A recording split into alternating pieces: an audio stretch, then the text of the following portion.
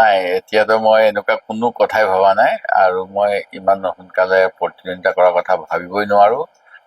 মই ৰাজ্যৰ ৰাজনীতিতে যোৱা সময়ছোৱাত কাম কৰিছো। আগতেও এনেকুৱা কথা মোক প্ৰস্তাৱ আহিছিল কংগ্ৰেছ দলৰ ফালৰ পৰাই, আৰু তেতিয়া মই প্ৰত্যাখ্যান কৰিছিলো ৰাজ্যৰ ৰাজনীতিত থাকিব বিচাৰো বুলি কৈ।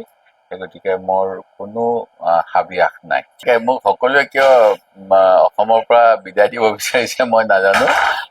আজমল চাহাবৰ কথাও মই যোৱাকালি গম পালো। মুখ্যমন্ত্ৰীও বহুত দিনৰ পৰা কৈ আছে, আৰু মই ৰঞ্জীৱ শৰ্মা বিজেপিৰ জ্যেষ্ঠ মুখপাত্ৰ, তেখেতে আমাৰ যি পৰ্যালোচনা বৈঠক হৈছিল 2 তাৰিখৰ দিনা খুব সম্ভৱ গুৱাহাটীত 2 মে, সেইদিনাখনে এই কথাটো কিয় অৱতাৰণা কৰিলে মই নাজানো। সেই গতিকে মোৰ বিৰুদ্ধে এটা ষড়যন্ত্ৰ বুলিয়ে ক'ম। এই গোটেইবিলাক বাতৰিৰ কোনো ভিত্তি নাই, কোনো সত্যতা নাই, আৰু মই দৃঢ়ভাৱে কৈছো মই কোনো দল ত্যাগৰ কথাও ভবা নাই, আৰু দল ত্যাগ কৰি বা দলত থাকিয়েই লোকসভাৰ উপনিৰ্বাচনত প্ৰতিদ্বন্দ্বিতা কৰাৰ কথাও একেবাৰে ভবা নাই। মোৰ বিচৰা কথাটো তেনেকে নাহে, কিন্তু মই ভাবো সদনখন চলাবলৈ হলে অভিজ্ঞতাও লাগে। মই 11 চনত বিধানসভালৈ আগবাঢ়ি আহিছিলো, আৰু 16 চনত মই পাইছিলো বিধায়কসকলে যেতিয়া মোৰ নামটো মতামত হিচাপে হাইকমাণ্ডৰ প্ৰতিনিধিৰ আগত কৈছিল। সেই সময়তো প্ৰতিযোগিতা আছিল।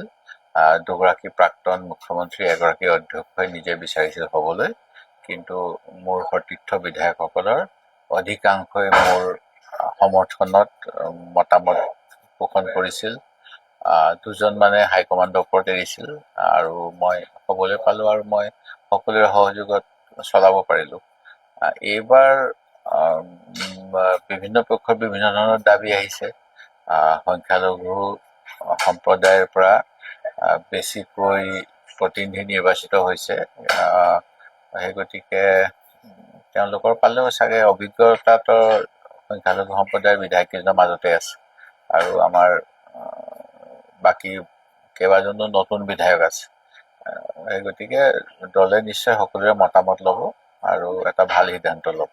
যদি সংশোধনী হৈছে তেতিয়াহ'লে অধ্যক্ষই তাক গুৰুত্ব দিয়া উচিত।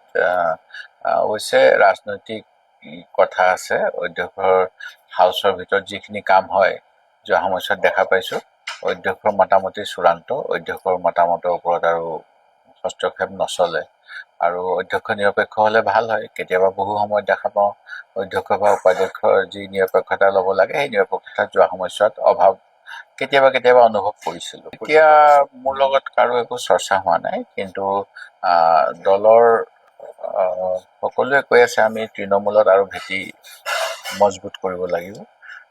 কিছুমান অঞ্চলত ভেটিটো ইমান মজবুত নহয়, আৰু কিছুমানত মজবুত হৈ আছে।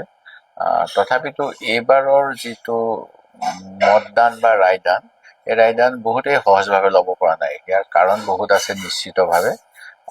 ময়ো মোৰ ক্ষেত্ৰত এনেকুৱা ধৰণৰ ব্যৱধান হ'ব বুলি কেতিয়াও আশা কৰা নাছিলো। মই আপোনালোকৰ আগত সদায়ে কৈ আছিলো মোৰ জয়লাভ হ'ব, এটা ভোটত হ'ব। কিন্তু এই যি বৃহৎ ব্যৱধান আৰু মুখ্যমন্ত্ৰীৰ ভৱিষ্যতবাণী, ইয়াকে লৈ বিভিন্নজনে বিভিন্ন প্ৰশ্নৰ অৱতাৰণা কৰিছে। বিভিন্ন জিলাৰ পৰাও মই বিভিন্ন ধৰণৰ ফিডবেক পাই আছো। মই এতিয়া সকলোখিনি ক'ব বিচৰাও নাই, আৰু মই আৰু অধ্যয়ন কৰিব লাগিব, তাৰপিছতহে ক'ম। কিন্তু এইবাৰৰ ফলাফলক লৈ সামাজিক মাধ্যমে কওক বা বাতৰি কাকততে হওক, সকলোৱে কিছু আৰু ই কিন্তু বৰ ভাল লক্ষণ নহয় গণতন্ত্ৰৰ বাবে। আৰু নিৰ্বাচনী আয়োগৰ যোৱা সময়ছোৱাত যিবিলাক ভূমিকা, এই ভূমিকাও কিন্তু যথেষ্ট হতাশজনক আৰু গণতন্ত্ৰৰ প্ৰতি ভাবুকি। সেই কথা আজি নতুনকৈ ফলাফলৰ পিছত কোৱা কথা নহয়, ইয়াৰ পূৰ্বৰ পৰাই আমি সেই কথা আঙুলিয়াই আহিছো। গোটেই কথাখিনি দুটা ধৰণেৰে ব্যাখ্যা কৰিব পাৰি। আমাৰ অসমৰ মুখ্যমন্ত্ৰী সকলোৱে চাণক্য বুলিয়ে কয়। মই কওঁ নকওঁ সেইটো বেলেগ কথা, সকলোৱে কয়। সেই গতিকে চাণক্যৰ যদি পাঠখিনি পঢ়ো, তাতে লিখা আছে এইবিলাক কথা, য'ত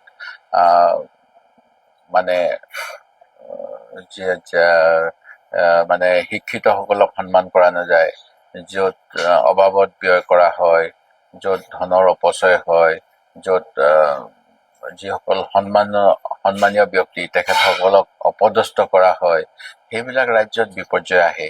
আমাৰ দেশতো সেইটোৱে হৈছে। আজি সুপ্ৰিম কোৰ্টত শুনা পাইছো চিফ জাষ্টিচ অফ ইণ্ডিয়াই যুৱ প্ৰজন্মক পঁইতাচোৰাৰ লগত তুলনা কৰিছে আৰু বিভিন্ন ধৰণৰ কথা কৈছে যে তেওঁলোকে ভুৱা ডিগ্ৰী লৈ ওকালতি কৰিব অহাৰ কাৰণে এজনৰ বিষয়ত লৈ কৈছিলো বুলি পিছত স্পষ্টীকৰণো দিছে। কিন্তু আমাৰ প্ৰধানমন্ত্ৰীয়ে এণ্টায়াৰ পলিটিকেল চায়েন্স বুলি কোৱাৰ পিছত RTI কৰাৰ পিছত সুপ্ৰিম কোৰ্টে সেই তথ্য দিল্লী ইউনিভাৰ্চিটিক দিবলৈ দিয়া নাই, হস্তক্ষেপ কৰিছে। সেই গতিকে যিবিলাক ডাবল ষ্টেণ্ডাৰ্ড হৈ আছে এইবিলাক খুব ভাল ইংগিত বহন নকৰে আৰু দেশৰ অৰ্থনীতি আৰু দুৰ্বল হ'ব, এয়া স্বাভাৱিক কথা। কাৰণ যি দূৰদৰ্শিতা আৰু পাৰদৰ্শিতা লাগে বিজেপিৰ সেইখিনি নাই, বা থাকিলেও তেওঁলোকে ন্যস্ত স্বাৰ্থৰ বাবে পুঁজিপতিৰ স্বাৰ্থত কাম কৰে বুলি আমি 14 চনৰ পৰা কৈ আহিছিলো আৰু সেইটোৱে হ'বলৈ গৈ আছে। আৰু সেই গতিকে সাধাৰণ মানুহে আৰু মূল্যবৃদ্ধিৰ হেঁচাত বিপন্ন হ'ব।